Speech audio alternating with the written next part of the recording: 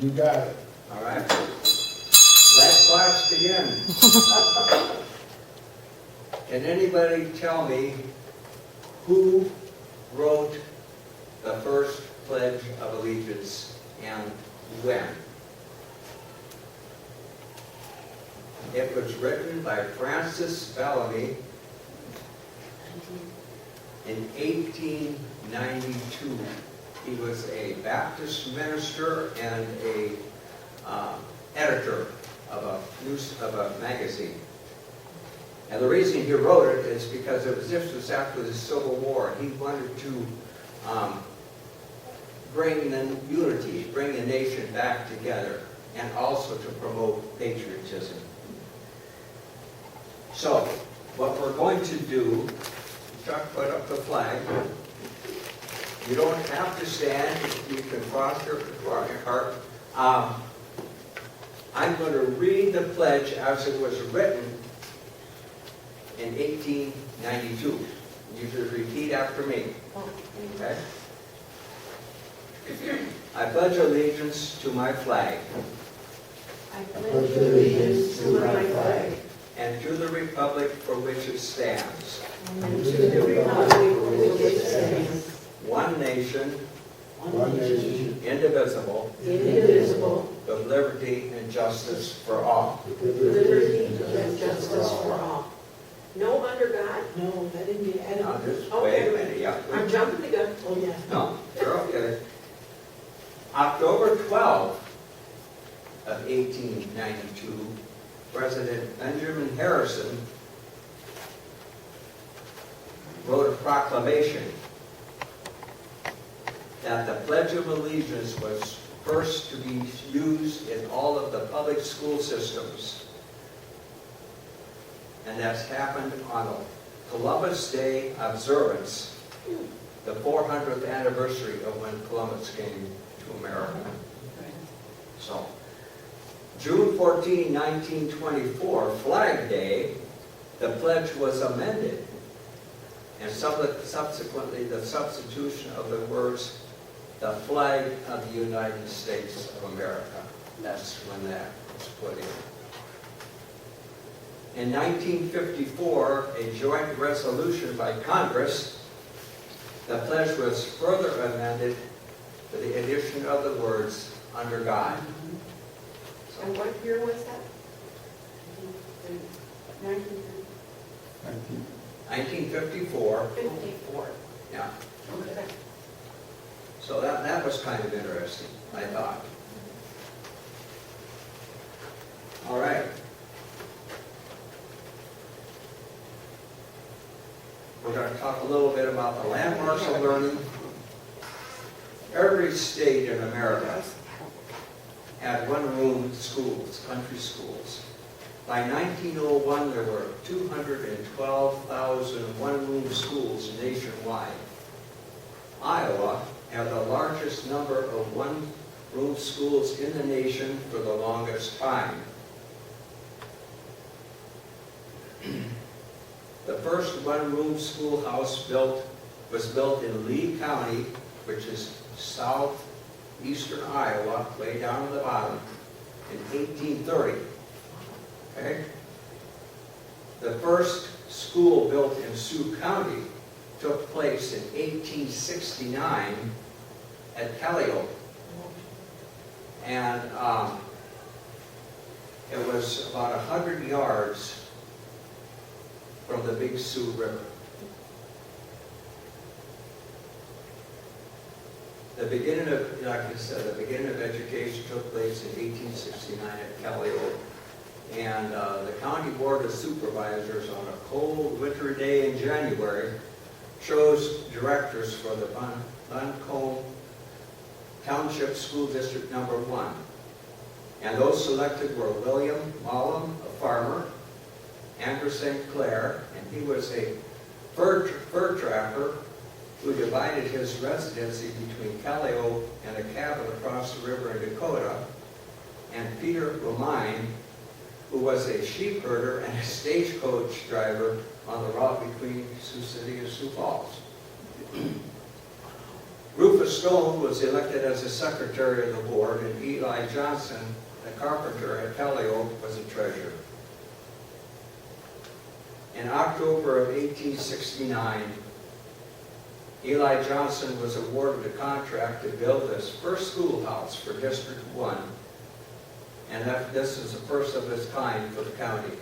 The school was located, like I said, in Calliope, about 100 yards east of the bank of the Big Sioux River.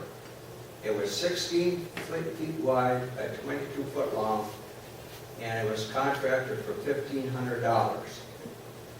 A tax of 3 mills was levied by the supervisor to pay for the building, its furnishings, and for the teacher's salary, which was $40 a month. The next year, the directors of this district, who had jurisdiction over the whole county at this time, awarded contracts for 4 more schoolhouses. One was for the newly platted town of Orange City, another in Holland Township, Section 10, that's south and west of present-day Newkirk, and one in Rock Township, and one in Washington Township. The one in Orange City was larger because the community had more families than the others. It was located in the center of what is now known as Windmill Park. The building soon became a center of not only school activities, but all sorts of community activities as well. The congregation of First Reformed Church used it for all their services from the summer of 1871 through the fall of 1874, when their building was ready to be occupied. The schoolhouse, of course, became a meeting place for township meetings, political meetings, caucuses, and elections. And it was the center of all social gatherings. During the first 40 years, Sioux County had 11 superintendents who had oversight of the county school. The first thoughts of school consolidation appeared in 1874 when Superintendent Dr. E.O. Plum, after visiting the rural schools throughout the county, reported, "We hope soon to see temporary schoolhouses a thing of the past, and cannot loudly condemn the penny-wise and pound-foolish policy that prompted their erection." I thought that was kind of interesting. Dr. Plum reported that some rural schools were small and lacking in every convenience. He did find, however, that most class sessions were conducted fairly well, considering the circumstances. He found one school only had 2 students, while others had 10 to 17 in attendance. Superintendent Plum was the first official in Sioux County to call the public's attention to the dire need for better school buildings, equipment, and facilities. After 1906, county superintendents remained at their post much longer. The first of these was Fred C. Fuller.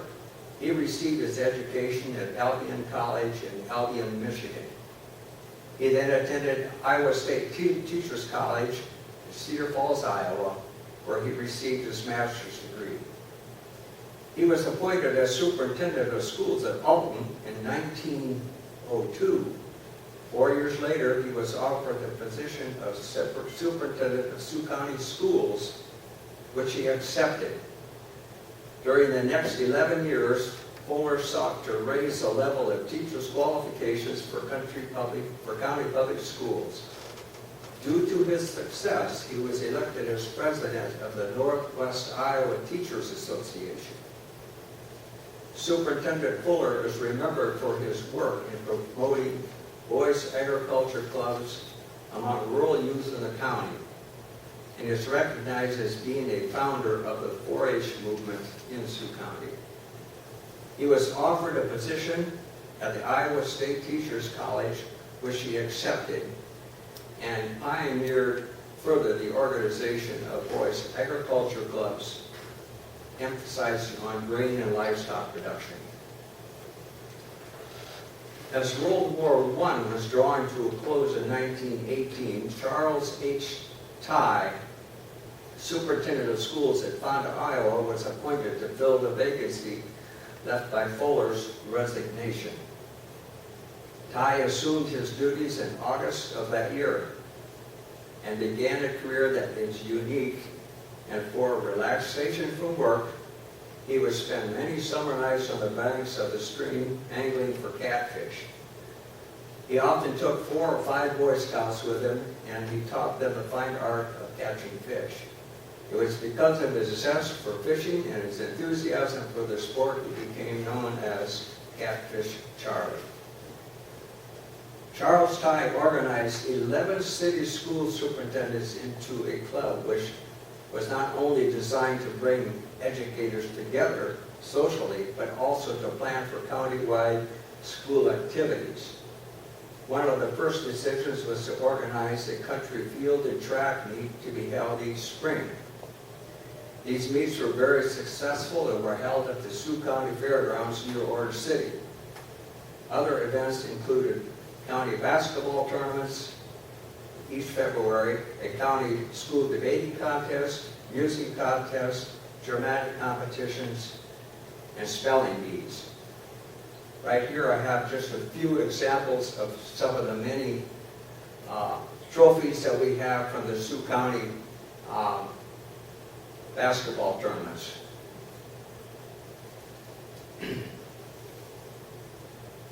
Each summer, a county 8th grade commencement program was arranged to be held on the fairgrounds during the annual county fair.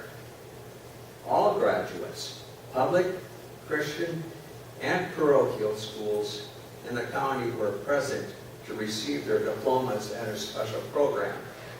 400 to 800 graduates were given free tickets to the fair and were on hand for the ceremony.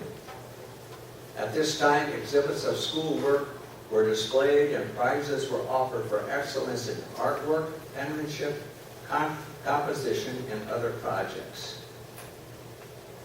When Charles Tye began his career as superintendent, there were 170 rural schools in operation in Sioux County. They were all the one-room kind. Some were described as boxcar type, old-fashioned and lacking inadequate lighting and other basic facilities. Charlie was unable to get much support in the idea of a consolidated school system, so he decided the best thing to do was to seek the improvement of the rural schools. To present his ideas, he called for a mass meeting of all the county rural school directors to be held at the courtroom in the courthouse. He urged that a new modern building be built in each district at 1 per year. He further suggested that they be paid for by a slight raise in the mill levy, sufficient to raise $3,000 to $4,000, enough to build a new schoolhouse. He went on to describe what the new building house should be designed. He suggested that a cottage-style building be constructed in such a manner that should it be sold, it could be easily remodeled into a small dwelling. The new school was to have a small basement, be lighted with electricity, have a furnace, oak floors, and windows across 2 sides of the buildings. The windows were to be placed so that pupils would have the light coming to them over their left shoulder. One side of the room would have a blackboard, and seats would be fixed so that the pupils could face the blackboard. He further proposed there be a porch entrance built of cement and a storm gate be located underneath the porch. The building had to stand at one corner of the school grounds, allowing as much space for a playground. Linda, you mentioned that your father went to a school west. There was a huge tornado that went through, and one school got hit pretty hard. I don't know if that was that one, but it was in the Lebanon area. Oh, I've read that. So. When he finished his talk, he asked for questions from the audience, and Peter DeVries, a farmer from Sioux Center, stood up and addressed the group. He gave enthusiastic approval of the superintendent's suggestions that, in his opinion, the rural children of Sioux County certainly deserve the best that the people of the county could afford to offer them, and urged the directors to give their wholehearted endorsement to the plan. He then sat down, and those in attendance stood up and applauded the speaker. It was moved and carried that the superintendent be granted full authority to hire an architect without delay so that plans could be drawn up for the cottage-type schoolhouses and guidelines provided by the superintendent. The next summer, several such schoolhouses were constructed in various districts throughout the county. During the course of the next 25 years, no less than 128 such schools were erected in the county. 12 schools were in good enough condition. They were remodeled to conform to the new guidelines. One day in September of 1944, Charles Tye read a letter which interested him very much and set him to thinking. It appeared in an open forum in the Des Moines Register. The letter was written by a school teacher who criticized school boards and superintendents for allowing such low salaries and who bossed around their teachers. The writer went on to say that eligible young men will date the ugliest and meanest girl in the vicinity before they would date a teacher. The letter amused Superintendent Tye and moved him to write an answer to the disgruntled teacher and sent it to the forum. In this letter, Tye agreed that many teachers indeed were underpaid, and at a time they were bossed around by certain directors and superintendents. He further stated that he himself had been a school teacher for many years, that he had married a teacher, and that his brothers had married teachers, and therefore he should know what the teachers' problems were. He added that most teachers, if they have an attractive personality, do not have trouble getting dates. He says 72 of his 138 teachers had married in the past 5 years, and about 40 of his town teachers also had married within that time. He wrote, I made the following offer. If any of the teachers in Iowa find it hard to date a man, and if they have what it takes, personality and brains, just come to Sioux County and I will get them a good job and a man within a year if they're in a hurry. We need both teachers and wives up here. We have jobs and we have men. He was kind of a unique guy.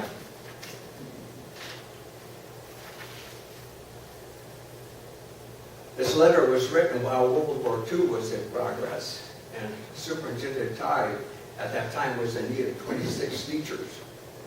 Shortly after his letter appeared in the Register, he was interviewed by the Des Moines Register, Time Magazine, and made an appearance on the syndicated Welcome Travelers radio show. As a result of this publicity, a flood of letters poured into Tye's office. Within the next few weeks, letters came from all over the United States, from countries like Mexico, England, and the Netherlands. One teacher wrote from a southern state saying, I am not young in years, but I'm young in spirit. I know I'm a good teacher, and I believe I would make a man a good wife. I would not object to a Yankee if he were kind of hard. A teacher in North Dakota wrote, I'm interested in your proposal for a man and a job at one stroke. However, I understand Sioux County is populated principally with Hollanders, and I have been told are quite clannish. I am Irish, and I would like to know if they would take me in. A teacher from Iowa stated in her letter, I'm on my way. Reserve a school. I will look the men over later. Superintendent Ty said that this teacher married the son of a well-to-do Sioux County farmer. A college professor who formerly lived in Sioux County was now located in Arkansas, wrote to Mr. Ty and said, "You're operating under false pretenses. There are plenty of old maids and spinsters in Sioux County who would give their eye teeth for a chance at a man, and here you go with inviting outsiders to worsen the situation." According to Ty, many young teachers came to Sioux County, obtained teaching positions, and also got their man. Ty retired in 1956 at a time when there were 38 school districts, including 10 independent high school centers and 1 consolidated high school. In addition, an indication that reorganization in several areas was in progress. Charles Ty was replaced by Kenneth Price, August 1, 1956. When Price came to Sioux County, there were 38 districts, 75 one-room schools. 6 years later, the number of rural schools was reduced to 0, and the number of school districts reduced to 13. Sioux County had made progress in school reorganization during the years from 1957 to 61. The sudden decrease in the number of school districts was primarily due to the repeal of a law on school consolidations in 1953, which introduced a new district plan for public schools in the state. New community school districts were created by state legislators that year. The act gave impetus to the elimination of small rural township districts.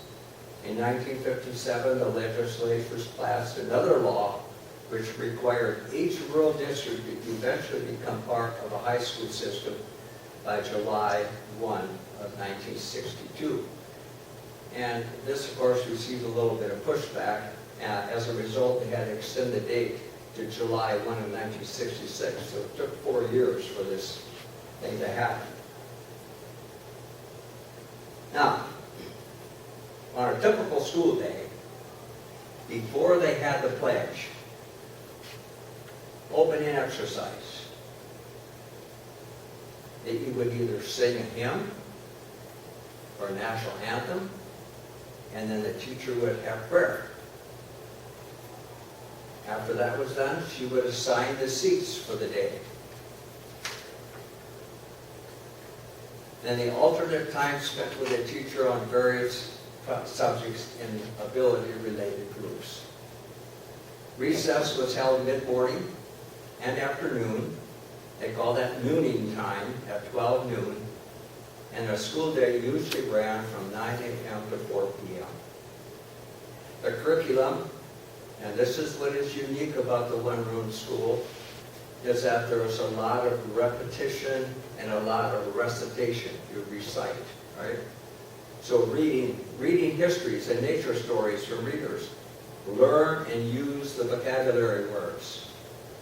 Read and discuss reader stories containing a moral. Practice vowel sounds and syllables. Memorize, recite poems. Arithmetic. You have to practice ciphering sums, subtraction, multiplication, division problems. Solve word problems from the blackboard or textbook. Play blackboard games. Recite answers to mental arithmetic problems given by the teacher orally. Count backwards in increments, 2s, 3s, 4s, etc. And language. Recite and write grammar lessons. Conduct a spelling bee. Create and write anagrams and metagrams. Compose a rebus. Does anybody know what a rebus is? I had to look it up myself. A rebus is a play on words. You take an I, a heart, and a you. I love you. We have one of those in our country school. at the village, don't we? Yeah, we do. It's about this big, Yeah. and it has all movable little. Irma has one in the store too. Okay. She has an I didn't anagram know in the what that store. was called. I think we have a metagram in the school, but I think we gotta get the anagram over to the school. Okay.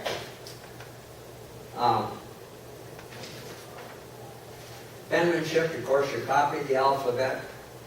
Copy memory gems, and usually those memory gems were Bible verses. We learn to recite the Apostles' Creed or to the Psalm 23, whatever, Lord's Prayer. Geography. Locate the U.S. maps, territories, states, cities, towns, rivers, and oceans, and compare these maps from different eras. And the pastime, of course, they played games and sang songs. Many of Iowa's one-room schools were designated as Iowa Standard Schools established by the Iowa Standard Law in 1919. Rural one-room schools had to score a minimum number of points, usually 80 to 85 out of 100, on a state checklist across specific categories to earn a standard school plaque.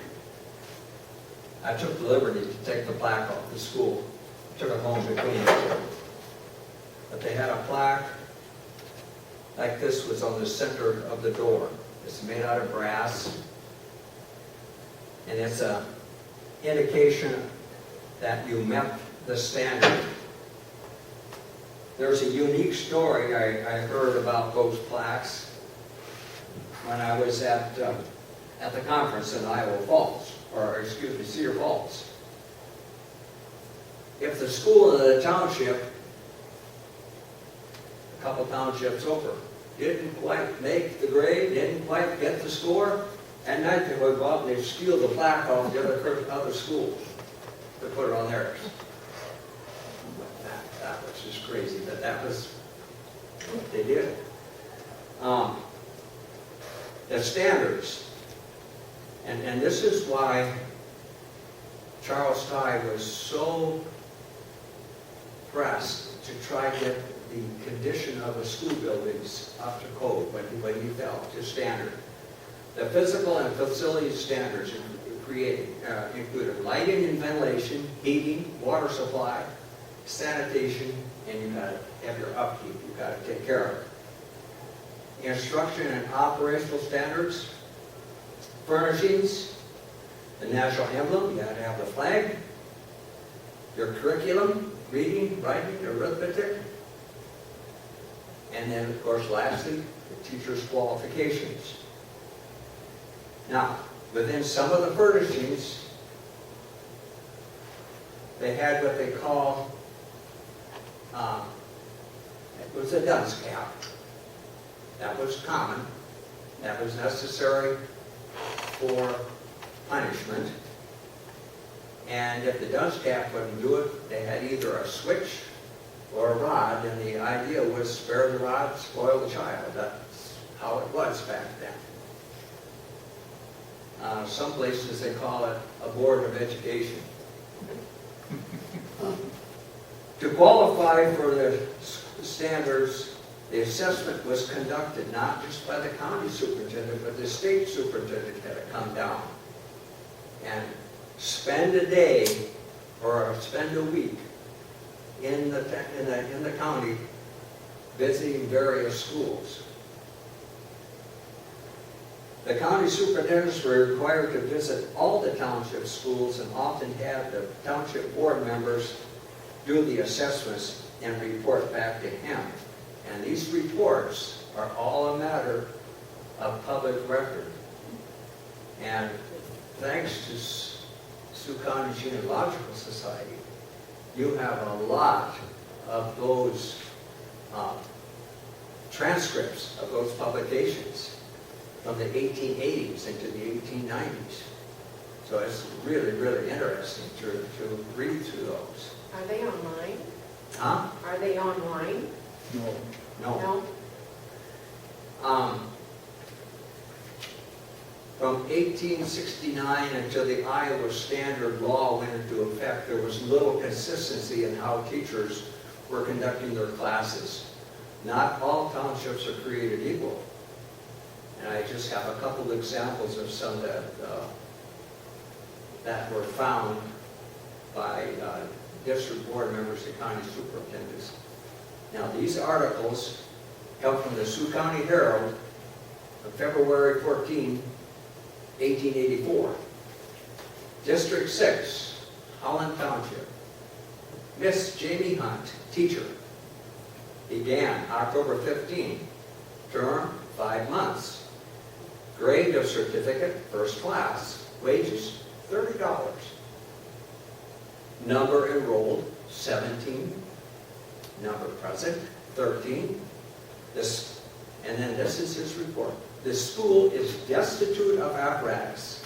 The seats are rather low for the larger students. Otherwise, the house is quite comfortable. Miss Hart's methods are good. Discipline and success are fair. Again, when they talk about apparatus, you had to have a dust cap. You had to have a bat.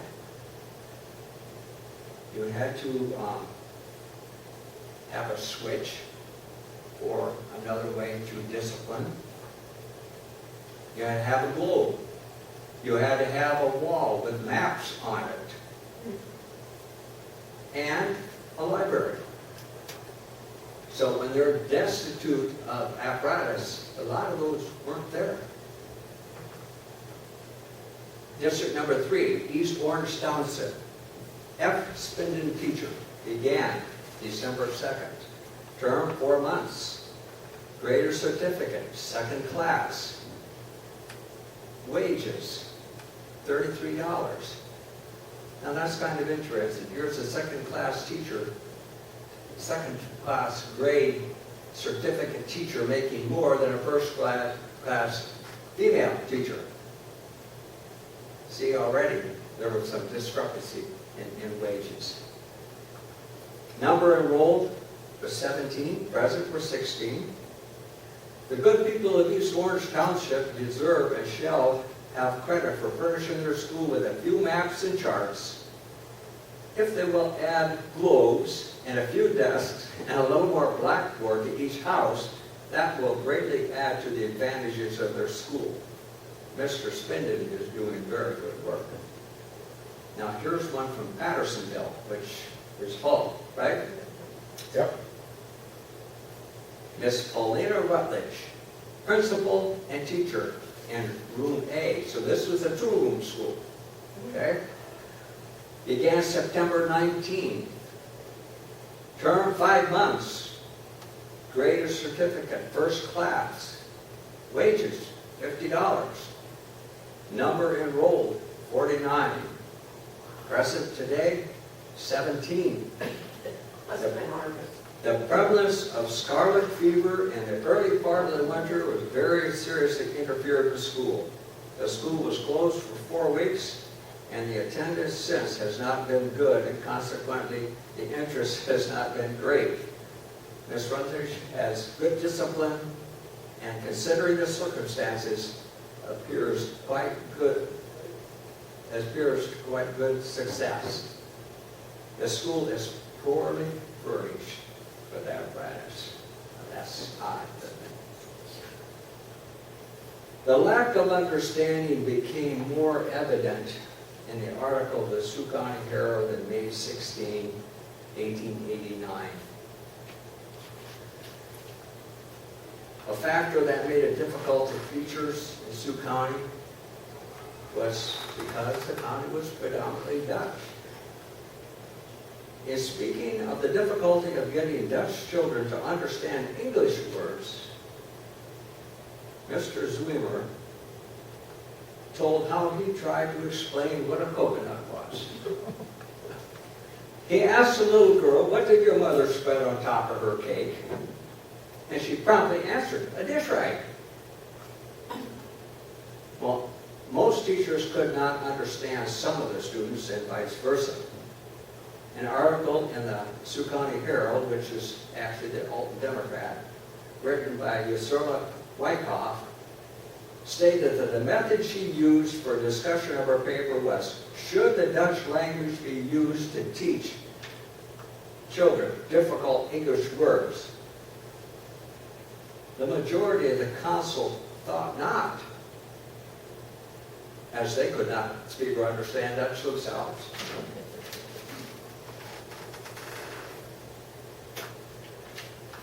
Not all things went well with education in Sioux County. There was a labor dispute. Friday, March 5, 1920, 5 of the 9 Center Township teachers refused to report to work. County newspapers indicated that the strike teachers were unhappy with their salaries. 3 days later, board members they went to board members to ask about improving those salaries. The following week, the striking teachers sent a letter to the county newspapers explaining their position. The teachers are not striking because they're not satisfied with their salary, which is $85. At the board meeting in July 1990, it was decided that all first grade certificate teachers' salaries should be $85 per month, and second grade certificate teachers $75. Is it fair to those first grade teachers and one teacher holding a second grade certificate should receive a $100 monthly salary dues held during the summer? First grade certificates were awarded to teachers earning high scores in their exam, generally over 90%. Second grade teachers scored between 80 and 90%. Requirements for certificates varied by county. Beginning in 1919, the state minimum salary called for $75 per month for a teacher holding a first grade certificate and $60 a month for one holding a second grade certificate. So why did the school deviate from the salary schedule by paying teachers with a second grade certificate more than those with a first grade certificate? Well, to better understand the situation, the township decided they better study what was going on. So they looked at all of the data from 1918 to 1922. And the analysis indicates that the problems at Center Number 4, Virginia Verberg, the $100 per month teacher with a second grade certificate, was working. A different teacher was employed at that school from the year of 1918 and 1922. 2 were employed during 1919, 1920.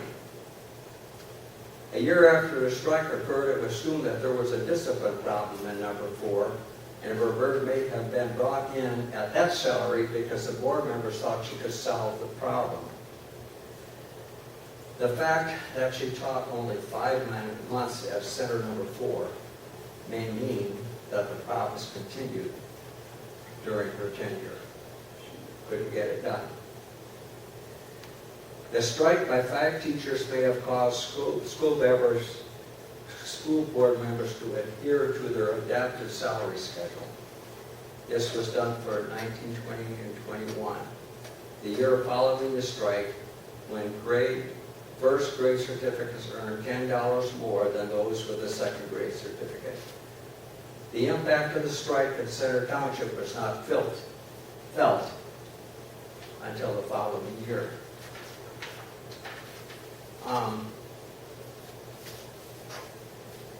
In doing all of this research, I found that Sioux County, first the state of Iowa, and then Sioux County. Sioux County had a huge impact on what happened throughout the state, simply because of the dedication that the township people put in to making education worthwhile. We had a and this is just the public schools, but we had a whole bunch of Christian schools, one-room schools were started. In fact, if you go to Boynton, there is a two-room school in Boynton, a Christian school. I know that Lebanon had one. Hayward had one too. And Hayward had one. Two-room. Yeah. Orange City had one. So, I mean, those schools participated in the 8th grade graduation exercises, but they were not counted in the overall state assessment. You talk about language. As you all know, we have a lot of Latino kids. But back in the day, when all those Dutch people came, imagine they had kind of the same problem. My mother did not go to school in the United States. She was 12 when she came over, and she went to the country school. She was a city girl, and she was scared to death of horses and stuff. And I would imagine most of the students spoke Dutch. She went home and said, "I'm not going back." And she never did. And she was self-educated. And I wonder how many others did that. My opa must have said it was okay. I don't know. Maybe he was a pushover, but she said she never went. Well, I remember back in my school days when I was in the lower elementary grades in Orange City, we still had. I had a classmate to come in and she couldn't speak English. Yeah. She was speaking Dutch. Where? I mean, it was kind of tough for the teacher, but I mean. But maybe in those days, so many of the teachers were themselves half Dutch that they maybe understood. Yeah, Kids were so I mean, and she did well. I mean, once she got going, we got her going, but when she went home, she had to speak Dutch because that's what mom and dad spoke. But when she was in school, she had to speak English. So, yeah. Anyhow, I have up here, actually, these are the trophies of some of the basketball championships. Got the lunch pail, of course, the syrup pail, the slate, and the chalk. So, anybody have any questions? I hope I can answer them. Did most of the schools have a piano? With that? Did most of the country schools have a piano? Or Yes. musical? They either had a piano or they had a parlor organ, like the one that we have in the Ruloff store. And this is what's also unique, is every Friday, Wednesday or Friday, depending on where the school was and what pastor or elder was available, they had catechism in the afternoon. When I was at Sioux High School, I graduated in 1996, or 1966. In 1964, I took Bible under Army Revere at a public school. Yeah. So, that was kind of, that's, We went from, I went to a Christian school, but we would go to church, which was right across the driveway for catechism.